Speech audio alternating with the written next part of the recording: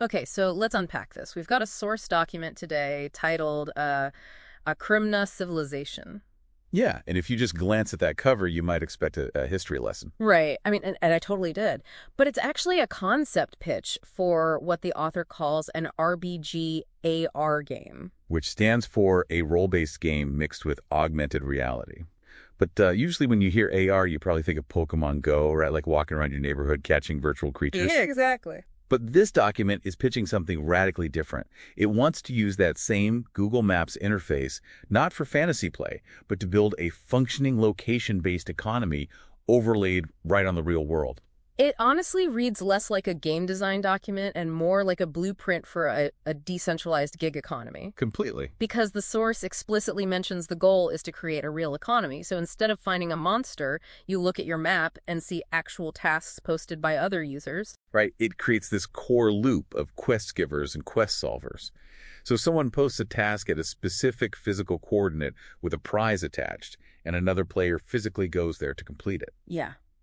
But what caught my eye immediately were the financial tools described here.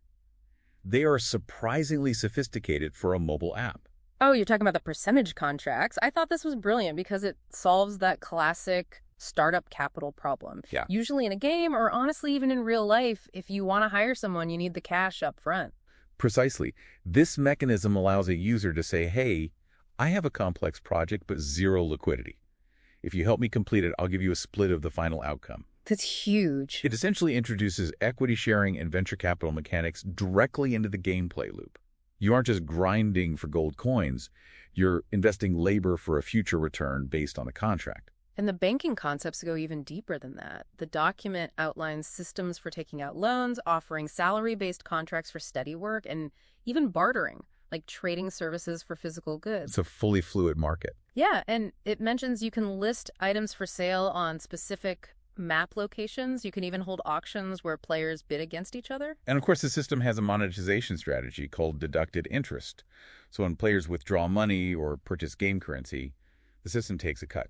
Like a transaction tax. Exactly, which naturally incentivizes players to just keep their value inside the ecosystem rather than cashing out. Now, an economy is one thing, but a society needs structure. The source describes this multiplayer environment where you can group up to split prize money or organize competitions, like player versus player or group versus group. But you can't just brawl in the street, No, it says you need judges and entry fees. which implies a massive level of bureaucracy. And that actually brings us to the most startling part of this document, which is the governance model. This isn't a game where the developers hard code every single rule. It's designed as a digital democracy. I really had to reread that section. It says that in city-specific public chats, players can propose rules, and if the majority votes yes, that proposal actually becomes a binding rule in the game. It shifts the power dynamic entirely. The community writes the law. But as we know, laws are just suggestions without enforcement. And this is where the Akrmna civilization concept proposes something you almost never see in gaming. A universal tax. A universal tax to fund a police force. A paid police force. The text says every single player is subject to a 5% balance deduction just to pay for the, quote, game police. And these aren't just your standard forum moderators banning you for bad language. No, they are investigators. Yeah. Any player can report a person or a place. The game police are tasked with verifying that claim, and the consequences are tiered. Right. If you break a game rule voted in by the chat, you get suspended.